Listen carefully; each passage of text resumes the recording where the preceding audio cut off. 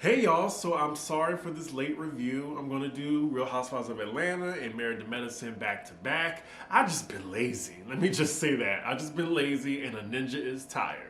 Anywho, let's get into this episode. So the episode opens and we're just going from housewife to housewife. We go from Candy to Portia. And by the way, with Portia, I had no idea her sister, they have the same dad. They don't have the same mom. I thought all this time they had the same mom because it looked like they have a really good relationship. Next scene, we're with Drew and she's practicing her vocals with her toxic husband. And then we get to Cynthia. She's at home with Mike and she gets a FaceTime from Drew. We find out from Cynthia that the wedding is 4 days away. Thank goodness, because I'm tired of hearing her talk about this wedding. Ooh, Drew, this wig. You know, I love Drew. Not sure if I love her on this show yet, but she's just a really nice person. But these wigs, they ain't so nice. So apparently Drew's gonna be singing in Cynthia's wedding. I'm kind of surprised by that because I'm like, well, if you would have anyone sing at your wedding, wouldn't it be Candy? Or would you kind of ask Candy, oh, well, can you hook me up with Monica and she could sing Angel of Mine instead of having Drew sing it? And shout out to the shade from Mike. We heard that shade. So after they finish talking about the wedding, they're talking about Marlo's having a little get together. I'm assuming that Cynthia can't do it because everything is wedding with her. So we see that Marlo invited all of the ladies and now she's cool with Kenya. Kenya's even gonna come. It's basically a pumpkin patch activity. Never went to one of those. It seems pretty boring if alcohol isn't involved. So next scene, we're at Kenya's ditch and she's pretending to sweep leaves around her porch, but then she sits down and decides to FaceTime her dad. Now, as she's talking to her dad, he sounds like he's just not all there. You know, he's just like, you know, the kind of grandpa that you would say, okay, grandpa, time for you to take out your tea, time for you to go to sleep. Like, it just seemed like he's not really making sense. But anywho, they're on the topic of Kenya's marriage. Kenya says she's been married for 3 years, but I think y'all have been married for 1 year and separated for 2. I mean, Kenya ain't got no friends, so she gotta talk to somebody. So they're in a conversation about Mark, and it seems like her dad hasn't even met Mark. And it makes sense because she doesn't even know Mark's parents. That's how real this marriage was. So she's saying that the reason why Mark served her with divorce papers is because she served him with custody papers. Now, if you're serving custody papers, wouldn't divorce be imminent anyway? So why would you want him to renege on the divorce papers? Y'all getting a divorce, y'all not together. But I don't know, I think Kenya wants to keep up this charade as long as possible. Now, what kind of marriage is when the bride and groom don't know each other's parents? Like, they've never met each other's parents. I've never heard of that. Now, y'all say I'd be hating on Kenya, but I will take the time to say this confessional look, flawless. Like, the hair is right, the makeup is right, what she's wearing is great. She looks amazing. It's just she's a horrible person.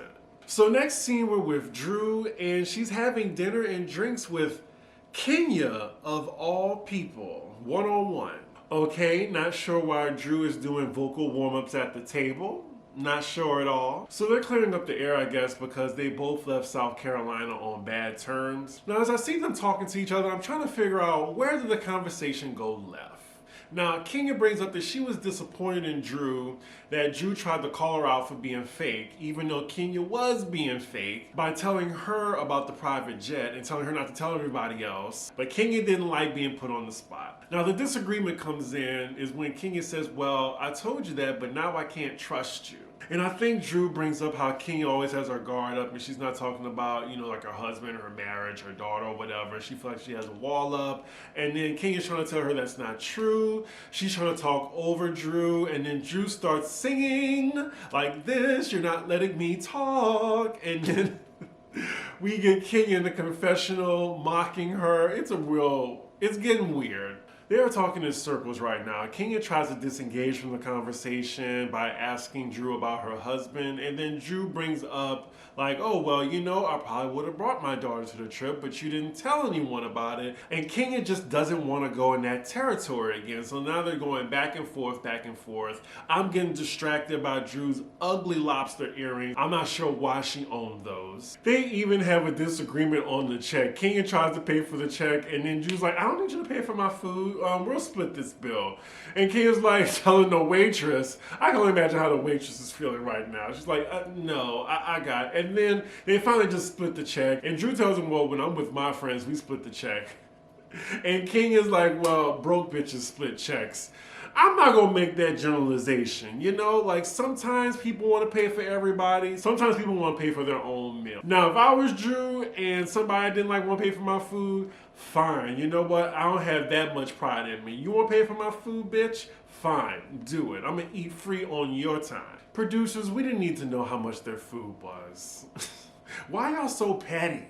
So next scene, we were with Cynthia and her sister Mallory, and they're just driving through the city and discussing her wedding. It's in 3 more days, and she's letting us know that the problems just keep adding up to the point where she's having wardrobe concerns. People are dropping out her wedding. Her husband's ring don't fit. Just everything's going wrong. And it's supposed to be a hurricane on their wedding day. And then there's the pandemic as well, where she already has a guest list of 200 people. If I had all those signs come to me, that means that the wedding doesn't need to be on 10/10/20. Oh, and here's where the season takes a turn. Mallory shows Cynthia a page 6 article, and it looks like the stripper gate has leaked to the press. So now the producer's asking Cynthia who leaked it to the press. I mean, come on. We know who leaked it to the press. It was Kenya. I mean, her and B. Scott are like this.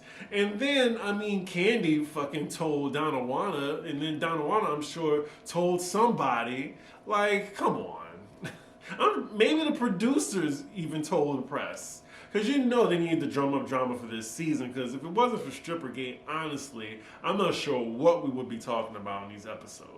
So next we're at the Pumpkin Patch location. It looks like it's in bumfuck Atlanta. Marlo's the first to arrive, and then we see Candy. They meet up, and Candy immediately tells her, girl, did you know the story leaked? So not only is it on page 6, it is on Daily Mail as well as the Jasmine brand too. So it looks like Candy's mostly bothered by this headline because a lot of people think it's her. I mean, it's Candy's dungeon party. We know Candy likes to get down with threesomes with Todd, and she's the most sexual of the group, so of course people think it's her. Kenya isn't shocked by the news because, I mean, she's the one that leaked it, obviously. Lord, so now they found out what happened to Tanya and she fled the country, like she's back in Canada. Now, it's funny when people say flee the country. I mean, she's from Canada already, so she just went back home. But it's crazy that she just disappeared. Tanya basically stopped filming because of this. It's sad. And it just sucks that Strippergate got out because we would probably still have Tanya on the show. I like Tanya. Ooh, and these shady producers again. Like they have Tanya on a wanted poster. And Drew finally arrives. And, I mean, it is fall, so I'll forgive the orange.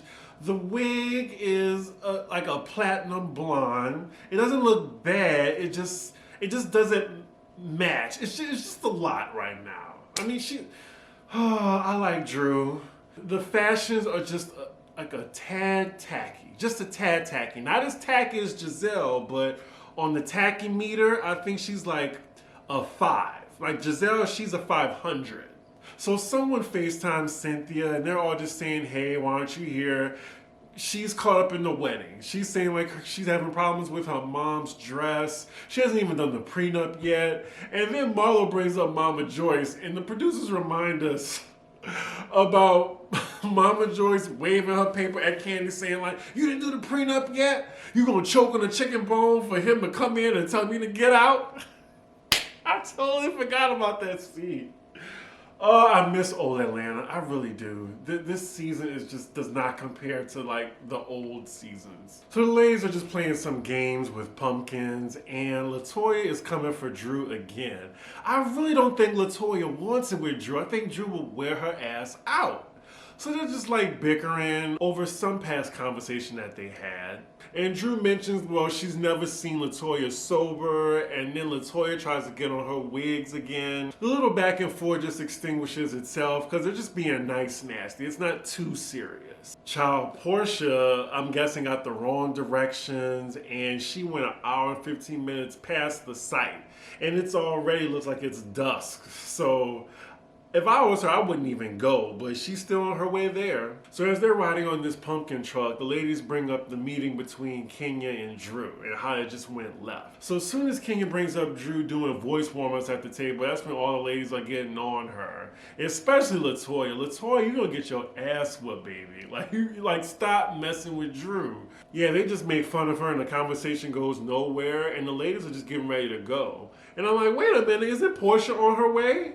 They don't care. So you have a couple of ladies staying behind. You have Marlo, Shamia, and Drew, and they're just sitting there waiting on Portia. Yeah, it's getting dark. I would have left too. I don't want to be in the middle of nowhere during the dark. Wow, so Portia gets there. It's basically nighttime. They got to keep her car's headlights on because there's no lights anywhere. So they're basically just standing in the lot and they're just informing Portia what the ladies been talking about all day. Mostly about the Strippergate headline. So as the ladies are talking about Kenya and her possibly leaking the story, Marlo has nothing to say about Kenya these days because they both made up. And she lets the ladies know like, oh, well, I don't want y'all to look at me different because I made up with Kenya. Oh, we can't trust her. But I agree with Portia. Like, her making up with Marlo, it just seems a bit calculated. That's all. But even with Portia, like her ride or die, Tanya, she fled to Canada. So Portia needs allies. So she's hoping that Marlo is in her corner when she goes up against Kenya. Wow, and that's it? Like, Portia just ready to go? She just got there. So you drove an hour and 15 minutes out. You finally got to the destination for maybe 20 minutes, and then you leaving back to Atlanta. Ooh, what a waste of time. I'm guessing she came anyway because she still was obligated to show up for filming. So maybe that was it. So next scene, we're at Candy's restaurant, Blaze. Now, I gotta say, the food looks pretty good. When I go back to Atlanta, I'm gonna have to go over there. And I have to stop at the Lenithia Lounge, too. But anywho, it's Candy, Todd, Donawana, and LaToya. And they're just basically talking about Kenya's business for some reason. But next we have a scene with Portia, Shamia, and Drew, and they're all shopping. And it looks like this is the alliance right now. Portia just basically saying that she will never fuck with Kenya. And she's doing a praise dance in the middle of the store. Oh, and next scene we're with Kenya and that tired ass white Bentley she keep pulling up in. Oh, it's a therapy session. Before I hit fast forward, let me just see what she's talking about. It looks like they're going over the cycle that Kenya consistently goes through with men. Is she falling for them or is she hiring them? I'm thinking it's the latter.